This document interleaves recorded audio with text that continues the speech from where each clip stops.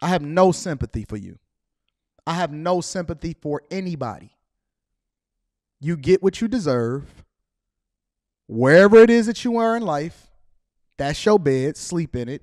I don't care where you were born. I don't care where you come from. I see immigrants coming over here every day from third world countries, outworking you, outpacing you, and making you look bad. I don't care about your reparations. Listen, I don't care if you ever get it. As a matter of fact, I'm advocating against it because it's going to my dollar and make inflation go out of control. And so I don't want them to pay you. I don't want you to have nothing. Don't give these nothing. As a matter of fact, not only do I not want you to get nothing from reparations, I think that they should tax you for breathing.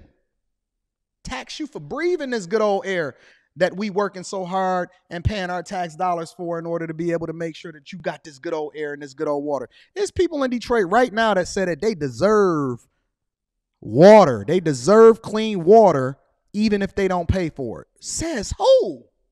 Back in the day, they had to go all the way over into the river and dig wells and filter the system themselves in order to make sure that all of the people in their village had clean water. Who said you deserved anything? Listen, I hope they don't give you a dime. Now, as a matter of fact, if they create a I'm against reparations committee, I'm going to be the first person to sign up and donate to it. All right, guys, so I want to react to this press conference featuring Karine Jean-Pierre when she's asked about reparations. Okay, does President Biden support a payout to Black Americans for slavery? Now, the reason why I'm doing this reaction is because I want to show you guys how the Democrat Party does the okey doke with black folks. Okay, we know that election season is coming up and Democrats want the black vote. Okay, and the easiest way to get the black vote really is to come out here and to pretend like you want to give black people a handout. However, if anybody's been paying attention in regards to how this reparations conversation works with the Democrat Party, it always starts with the same process over and over and over again, but it never ends up with people actually getting paid reparations because it's simply not going to happen. It's never going to happen. And I wish that people will understand that and move on past the conversation. However, people won't. And part of the reason people won't is because, again, they allow the Biden administration, people like Karine Jean-Pierre, to give them the okey doke in regards to this conversation for votes. So you literally have proposals coming from state-sanctioned panels that are recommending millions of dollars in payouts to Americans for reparations. So it's very important to understand which proposals are serious, which proposals are not serious. And a lot of that comes down to which source of news that you use and if it's legit or not legit. And this is why I use Ground News. Now, with Ground News, for every story, you get a quick visual breakdown of the news outlets covering it, their political bias, how factual the source is, the entity which owns the source, and which countries are covering the story, which I think is extremely important. Ground News also allows you to compare headlines. You can sort them by things like factuality, location, and biases. You can follow specific topics like Jordan Neely, Bud Light, Trump, Meghan Markle, etc. I really like what is known as the blind spot page. It shows you articles that are underreported and overreported by a source mainly from a specific political affiliation, making it a blind spot for the opposite side. So, like, you know, when you watch Fox News, they only cover certain stories, or like when you watch CNN and they only cover certain stories, right? It allows you to see who's covering what stories and who's not covering certain stories. Now, if you're interested in understanding the biases of the media, you can go to ground.news/BCP to stay fully informed on breaking news. And to avoid media bias, you can sign up for free or subscribe for unlimited access if you want to support the mission. Now, you can also download the app from the App Store or Google Play Store. And last but not least, there's also a Chrome extension. So when you're looking for stories, you can instantly see what the political bias for the stories are. And if you like what you hear, don't forget to click on the link in the description for ground.news/BCP to stay fully informed. And once again, I would like to give a thank you to Ground News for sponsoring this video today. All right, so without further ado, let's get into it. Karine, this White House is recognizing Juneteenth, which is Monday. And with that said, the issue of reparations continues to be something that is being parsed out on the other side of Pennsylvania Avenue. And with that said, the late John Conyers started with, a study. Now you have Congresswoman Bush not just asking for a study, but she's creating a resolution to push forward on reparations. What does this White House believe when it comes to this controversial issue of repairing a wrong for the descendants of Africans in this nation? Yeah, so real quick, Cori Bush proposed $14 trillion. Okay, what a responsible administration should come out and say is that, look, we can't pay out $14 trillion, okay? We simply can't afford it.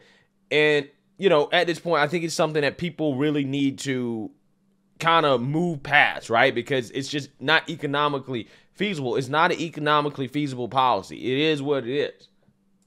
So look, as you mentioned, Juneteenth, there was a concert here yesterday, and we saw how powerful and how moved the president was by the concert and by kind of the story that was laid out through the concert about Juneteenth and how important that moment was.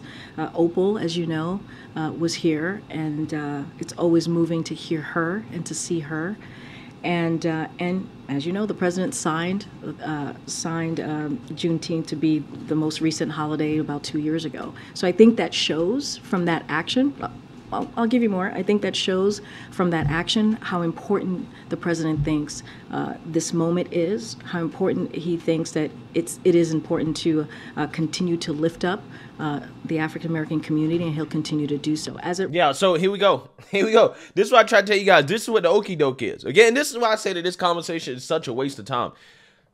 She literally just talked about Juneteenth in response to a question about how does the president feel about reparations, which tells you everything you need to know about what's coming, right? That these people actually don't want to give out reparations, but they want to try to pretend like they've done so many things for black folks, okay, because they gave black people another holiday, right? That, again, we really didn't need. And I actually believe that Trump wanted to make Juneteenth a holiday as well. So it's not even like Biden is doing something unique, right, that Trump probably would have done. Again, this is just her trying to basically filibuster here on this answer of reparations, because ultimately they're not giving it out, right? It's not happening. It relates to reparations. I saw just moments ago Cori Bush's resolution. We haven't reviewed the proposal yet. It's a new AKA we're not interested, right? We're not interested in that. We're never going to do that, right? I mean, how long has that proposal been out? You still haven't reviewed it yet? It'd be nice for you to have it reviewed before Juneteenth, okay? But no. New proposal, so we'll take a look at it. So I can't comment on that specifically. But the president has been really clear as it relates to reparation. He wants to see a study of reparations and studying the continuing impacts of slavery. He believes that is incredibly important. Yeah, so here's the thing. Again, this is where the okie-doke comes. What do they do out in California, right? Gavin Newsom, who's supposed to be, pro-reparations or whatever, Democrats will be pro-reparations. What they do is that they say, hey, we want to study reparations, right? We want to study reparations and tell you guys how much we owe you, right? And then once we spend years studying reparations, make you guys think that the Democrats are actually going to give you some money, okay? They're going to give you a handout. We're going to get the recommendation on how many millions of dollars you should be paid, and then we're going to tell you no, right? Which is exactly what happened in California. They spent years studying reparations, came to a conclusion about how much money black folks should be paid, and then Gavin Newsom says, I don't think we're going to do it. Again, that's the okie-doke. But again, the votes had been cast at that point, right? He'd already been reelected, okay, after the recall. It was done. They had already got your vote. Then they move on, and then they're going to say, hey, well, we need another study. Again, this is what they do at the national level. This is the strategy. We're going to do a study. We're going to spend years studying it just to tell you no, right? Again, with every year that passes, the argument for reparations gets weaker and weaker and weaker and weaker and weaker because it becomes more difficult to trace back who actually was affected by slavery, right? Who actually suffered? Who's actually a real descendant of slaves? It gets harder and harder and harder to trace that back, the more time that moves on. And this is why Democrats continue to kick the ball down the road. And this is why I tell people, it's never going to happen. It's not something worth fighting for.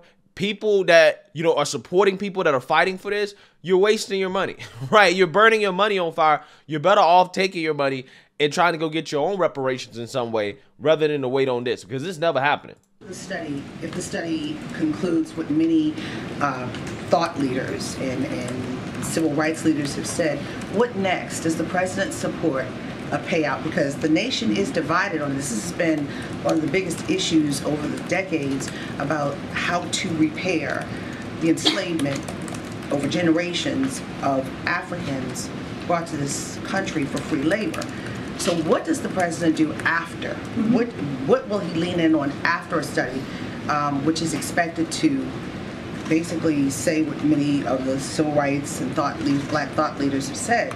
Does the president believe in a financial repair for the descendants of Africans in this nation? So look, I will say this: we got to let the study move forward. We got to see what the study shows. Yeah, again, you see, this is a yes/no answer. Do you support a financial payout if the study says, "Hey, we recommend a financial payout"? Because that's what it's going to recommend, and they know that when they commission the study, what it's going to recommend. So again, what's the point of the study if you're not going to go along with the recommendation? But let's listen to Karine Jean-Pierre and her answer. Everybody should know what she's going to say, but I'm just saying, let's listen. And we got to continue to study the impact of slavery. That is something that the president believes that we need to do. So that's incredibly important. But I will say, April, and you know this, you've covered this since we've walked into this administration, when we think about the crises that we see in our country, the president called out how race inequality is a problem, right? Okay, yeah. So again, here's the okie doke, guys. Right? Here's the okie doke. Ask directly, if you commission a study and they recommend cash payouts, will the president support it? Nothing, right? Nothing from Karine Jean-Pierre, okay? Word salad. Now, she's going to go into using all the woke buzzwords, okay, to try to pretend like Biden has actually done something for black folks. Let's listen.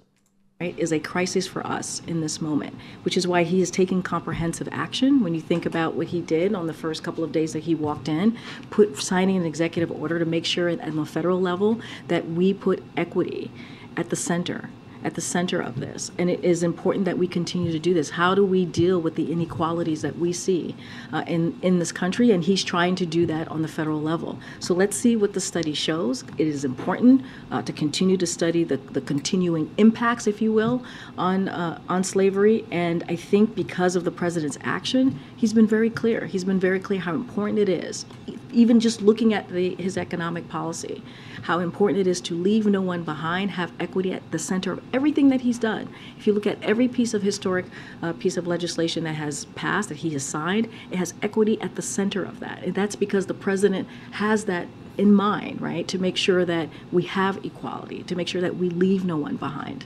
I'll keep going. Yeah. So the president has championed equity, right? Equity. Okay? That's Karine Jean-Pierre and her answer in regards to whether or not Biden's going to support reparations. But again, I'm doing this video because I'm warning people. The okie doke is coming, right? The okie doke is coming when it comes to this conversation about reparations. Don't be surprised. The Biden administration, they're going to come out here and talk about how much they support it and that, you know, they believe in equity and, you know, racial justice for black folks. And then they're going to really flirt hard with reparations, okay? They're going to talk about how they support a study, but they're never going to support a cash payout. It's never going to happen, okay? It's the okie doke for black folks. I'm just warning you guys. Let me know what you guys think. Make sure you like, comment, and subscribe. Most importantly, share a black conservative perspective. Peace.